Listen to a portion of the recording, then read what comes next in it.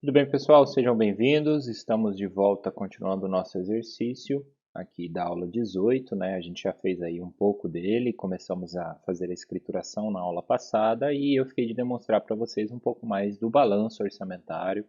A gente vai ter uma aula futura aí do balanço financeiro, também do balanço patrimonial e da DVP. Mas como nós vimos na aula anterior, a gente chegou até o dia 31 de janeiro, então chegou o momento da gente fechar o raciocínio, né? Fizemos lá os lançamentos aqui dentro do nosso Excel, simulando aí um livro diário. Fizemos então a montagem até a execução dos resultados acumulados, para poder fazer a apuração do encerramento das receitas, das despesas, também das disponibilidades. E agora então a gente vai fazer a estrutura dos livros razão. Hoje eu vou comentar do razão de natureza orçamentária, né, que nada mais é do que um livro razão tradicional, como nós já conhecemos, e vai justificar e vai explicar essa movimentação total a débito, a movimentação total a crédito das contas em específico. Como eu comentei para vocês na aula anterior, a gente não vai ter então o balancete, né, que seria uma etapa média entre o razão e a demonstração em si, que é o balanço orçamentário. A gente só não vai fazer por uma questão didática, de tempo, pedagógica, mas numa concepção natural, utilizando um sistema, isso é normal, né? É feito a cada período ali, a cada 3 meses, pelo menos, a cada mês, se possível, né? Então, como que a gente monta o livro razão? Da mesma forma que a contabilidade comercial. Nós vamos lá para o livro diário, só que aí, para fins pedagógicos, eu expliquei isso para vocês, eu prefiro montar cada um deles separado, né? Poderia fazer tudo junto, poderia destacar e trabalhar esses itens numa forma só, né? Como se fosse realmente um único livro razão lá que a gente tinha, aqueles livros físicos em específico. Então eu vou lá e olho os lançamentos. O primeiro lançamento é de natureza orçamentária, então vai para o meu livro razão. E aí, se eu tenho uma conta chamada previsão inicial da receita, movimentada a débito, eu vou lá e monto o razonete, previsão inicial da receita, débito, R$ 100.000. E a contrapartida vai ser outra conta chamada receita a realizar, como a gente viu então, né? Aqui no primeiro lançamento da previsão da receita, eu vou lá e monto um razonete para a receita a realizar e lanço no débito e crédito tradicionalmente. Então aqui não muda muita coisa, é só repetir o processo que vocês já estão acostumados a fazer na contabilidade comercial. Uma vez feitos todos os razonetes e saldos, eu só peço que vocês fiquem atentos a essa natureza da informação, né? Então não deixem passar nenhum lançamento de natureza orçamentária na hora de montar o livro razão orçamentário, ok? E aí, a partir do momento que a gente chegou ao último lançamento, né, fizemos todas essas etapas, a gente vai poder montar o balanço.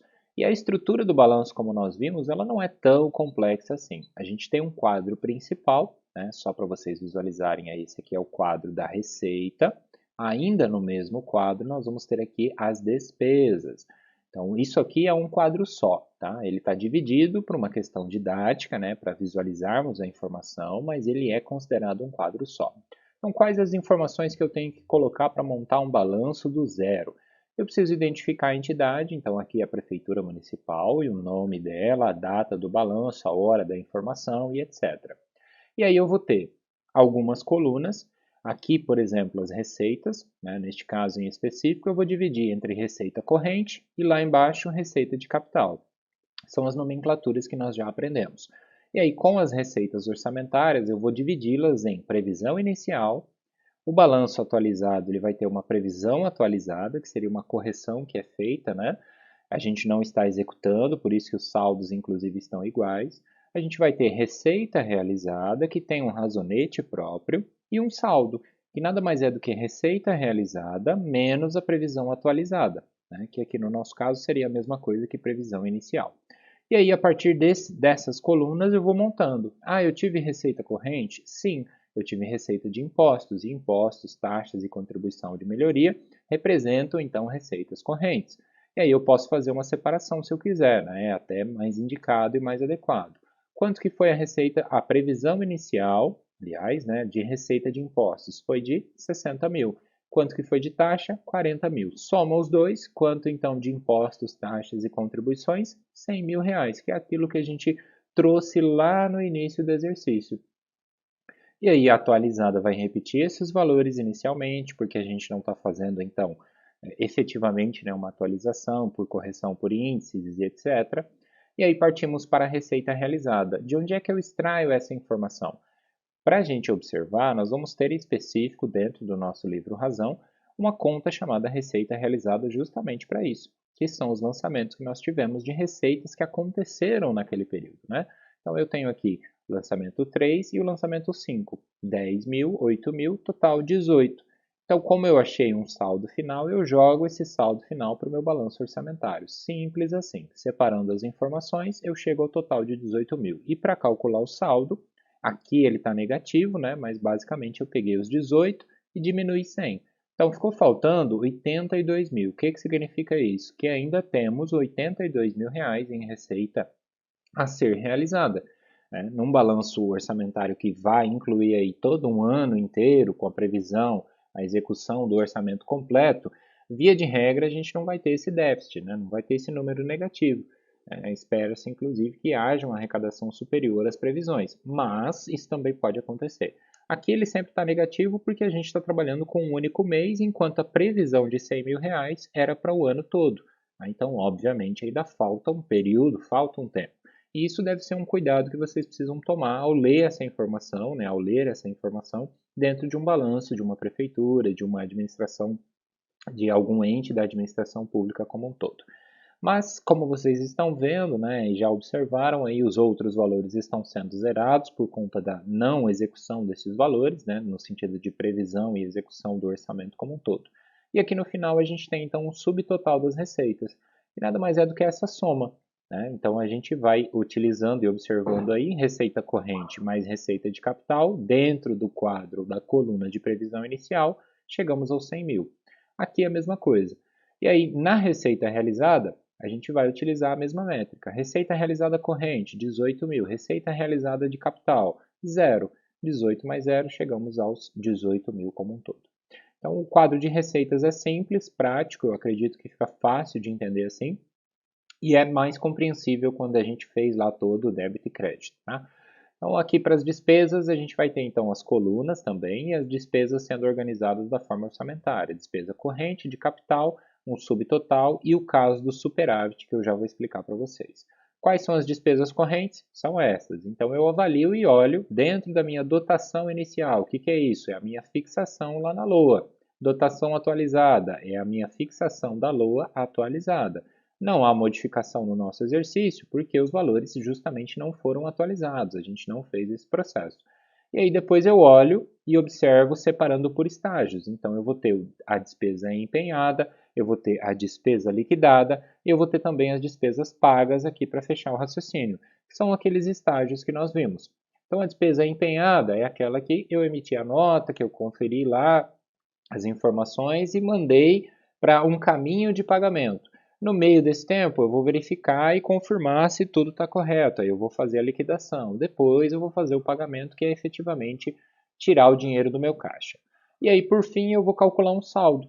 Então, basicamente, eu vou utilizar como referência aqui nessa nossa lógica, né, a dotação atualizada, que é o saldo que eu tinha, né, o crédito disponível que eu tinha neste momento, 100 mil reais aqui, por exemplo, e aí eu vou observar quem? Todas as despesas empenhadas, isso é muito importante, porque considera-se para as receitas o princípio ou a ideia, né, de regime de caixa, e para as despesas a gente considera competência. Então, o que significa isso? Que aqui na hora de montar o balanço eu vou utilizar o empenho, é dizer, olha, neste período de janeiro já foram comprometidas essas despesas aqui, este montante, esse recurso. Ainda que elas não tivessem sido liquidadas, ainda que elas não tivessem sido pagas, esse saldo sempre vai representar essa diferença entre a minha dotação atualizada e a minha despesa empenhada. Na dúvida, tem a formulazinha aqui do lado que vocês podem aí verificar item por item. Ok? E aí os números são de acordo com as razões que a gente viu. Então, como eu não tenho despesas de capital, não vou nem comentar, mas vamos olhar lá rapidinho pessoal e encargos. Então, quando eu fiz a minha previsão original, a gente tinha uma expectativa, né, de 71 mil de gasto ao longo do ano. No mês de janeiro, a gente fez um empenho de 6.285. Então, vai lá para o livro Razão e aí observa. Dentro do crédito empenhado a liquidar, eu tenho então essa informação para poder extrair, né, e entender que todo esse crédito que foi empenhado dedicado aí ao balanço orçamentário representa esse montante, né? Quando somado às minhas despesas correntes ou outras despesas correntes, a gente chega a este valor de 8.785. Então, estes dois, complementando aí, são a soma apenas, né, representando o total dessas despesas correntes. E aí, nesta mesma coluna, a gente acha uma informação muito interessante, que basicamente é dizer o seguinte, olha, se eu tive uma receita de 18, eu tive então um resultado de R$ 9.000, né? 9.215. E aí eu preciso entender se isso é positivo ou negativo. Por quê? Porque basicamente o balanço orçamentário, para a gente fechar ele, entre aspas, né, para a gente considerar ele como correto, feito adequadamente, a gente vai observar uma única coluna, que aqui está uma em cima da outra. Então é a coluna da receita realizada em confronto com as despesas empenhadas. Então vejam que o total nas duas vai ser R$ 18.000. Deixa eu aumentar um pouquinho aqui. Aqui na coluna das despesas empenhadas a gente tem R$ 18.000.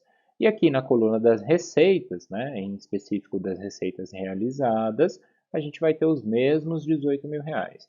Então a ideia de superávit parte desse princípio, que eu tive receita realizada naquele montante de 18.000, vejam aqui a coluna só está preenchida nesta mesma ideia, né, nessa mesma linha aqui, e eu tive então de empenho 8.000.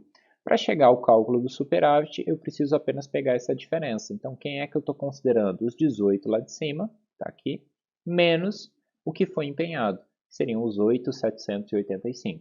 E aí os 9.215 são apresentados aqui como superávit no balanço orçamentário. Se houvesse um déficit do balanço orçamentário, esse déficit viria para equilibrar esta linha aqui. Então, faria com que houvesse um equilíbrio entre as receitas e as despesas. Assim como a gente aprende que o total do ativo no balanço patrimonial é igual ao total do passivo no balanço patrimonial, aqui a gente precisa ter um total igual também. Tá? Em qual coluna? Nessa coluna em específico, para deixar claro para vocês, a coluna da receita realizada em confronto com as despesas empenhadas. E as demais colunas, como eu já expliquei, seguem esse raciocínio. Então, apresentando aí as informações, tive um crédito, ou seja, um direito a gastar de 100.000, né, aqui nesse contexto da administração pública, e quanto que eu ainda tenho para gastar? Este montante do saldo da dotação.